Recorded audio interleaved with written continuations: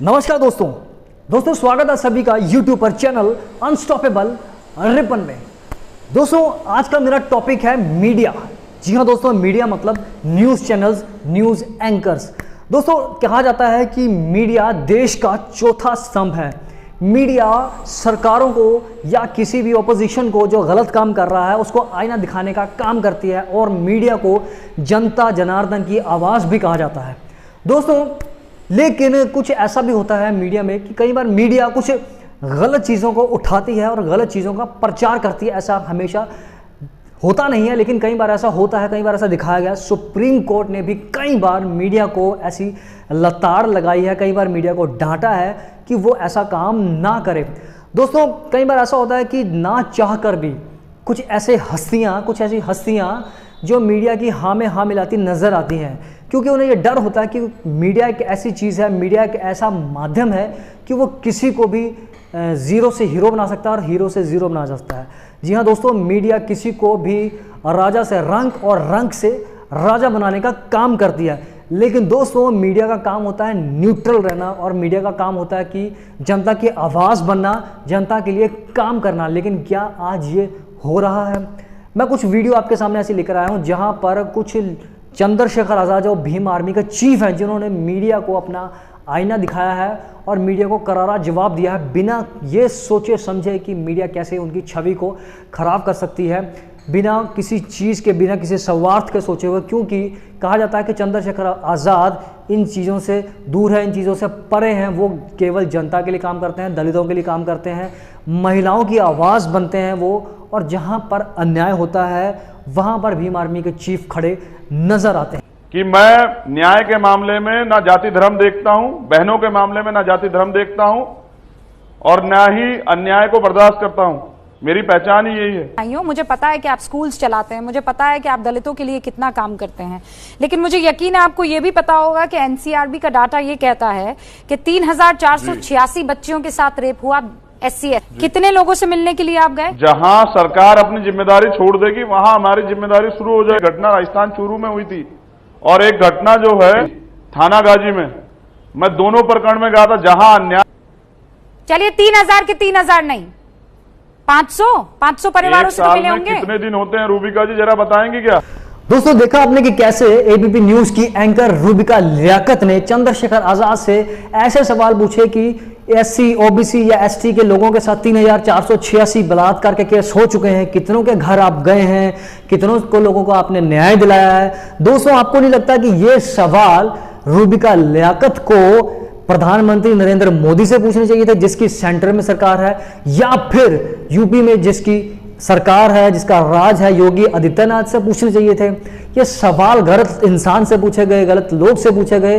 ये जो न्याय की मांग कर रहा है उल्टा उन्हीं को कटघरे में खड़ी कर रही है ये मीडिया। दोस्तों आपकी क्या राय है जरूर बताइएगा कमेंट बॉक्स में लिखकर कि आखिर एक बार फिर से योगी सरकार से क्यों 36 का आंकड़ा है, और एक बार क्यों भिड़ गए? अगर हम लोग जो है सरकार को आईना नहीं दिखाएंगे तो मुझे नहीं लगता कि ये सोई हुई बहरी सरकार जागेगी। जिस तरह से उत्तर प्रदेश में अपराध की बाढ़ आ गई है, तो मैं सिर्फ अपनी परवाह नहीं कर सकता हूं कि मेरे ऊपर मुकदमा होगा या मैं जेल जाऊंगा। जी आपकी लड़ाई संघ से है, इसीलिए आप कभी जामा मस्जिद पहुंच जाते हैं दिल्ली में, जब CAA के खिलाफ प्रदर्शन हो रहे थे तब। मेरे देश भर में जहां भी बीजेपी के खिलाफ मोर्चा खोलना होता है आप वहां पहुंच जाते हैं। एक बहुत बड़ा संगठन है जिसको RSS के नाम से हम जानते हैं, जो सामाजिक समरसता की बात करता है, जो लव जिहाद और तमाम मुद्दों की बात करता है। आज वो संगठन और उसके मुखिया कहां हैं? वो क्यों नहीं इस घटना पे बोल रहे हैं? क्या आज भारत की बेटी का सम्मान जो है खतरे में नहीं है? जिस तरह से उसका चरित्र हनन किया जा रहा है, और उस पे RSS प्रमुख का कोई बयान नहीं आता, क्यों? आज दलित को खतरा नहीं है?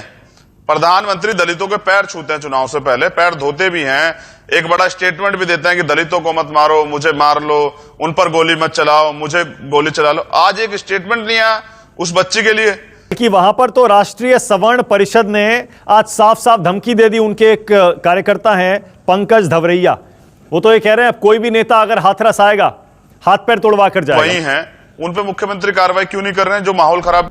दोस्तों न्यूज 24 के एंकर मानक गुप्ता ने जब चंद्रशेखर आजाद से बातचीत की तो चंद्रशेखर आजाद को उन्होंने निशाना साधा और कहा कि आप बीजेपी शासित प्रदेश या सेंट्रल गवर्नमेंट से कैसे भिड़ जाते हैं। और कैसे आप उनके सामने आकर खड़े हो जाते हैं। और यहाँ पर उन्होंने ये भी कहा कि आपके विरुद्ध में पंचायतें हो रही हैं और वो कह रहे हैं कि अगर यहाँ पर अब चंद्रशेखर आज़ाद आए या वो अपनी राजनीतिक रोटियां ना सेकें या अगर यहाँ पर आते हैं तो वो अपने हाथ पैर तोड़वा कर जाएंगे।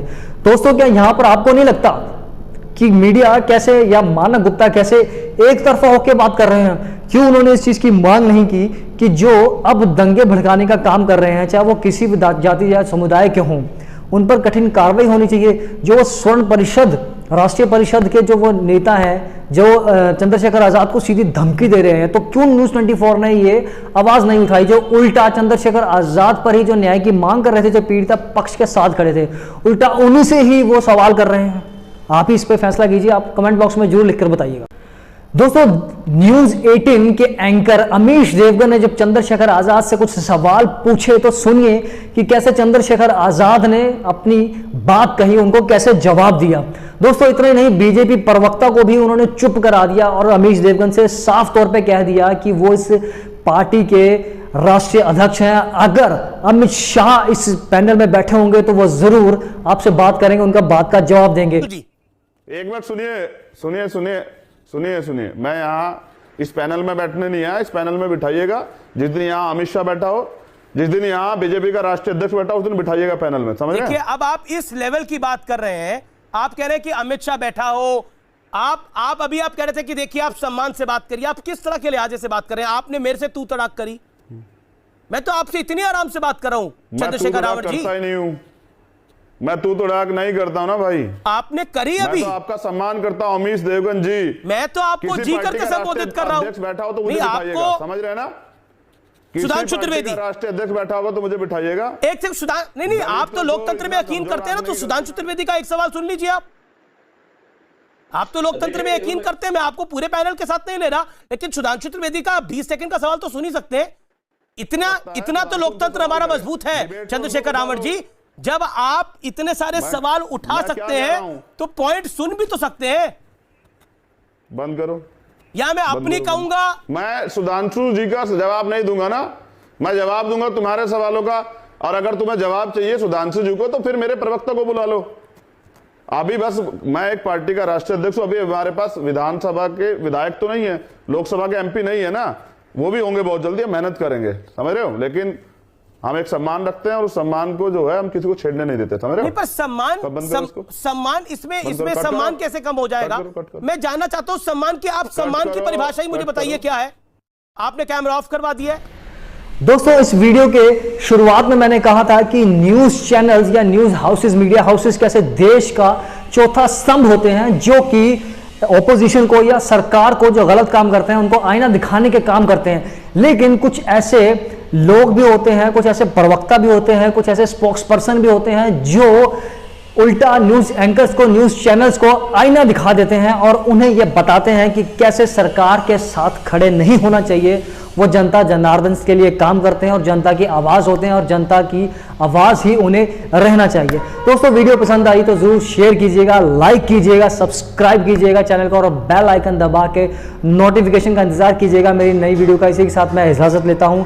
जय भीम, जय भारत, जय संविधान।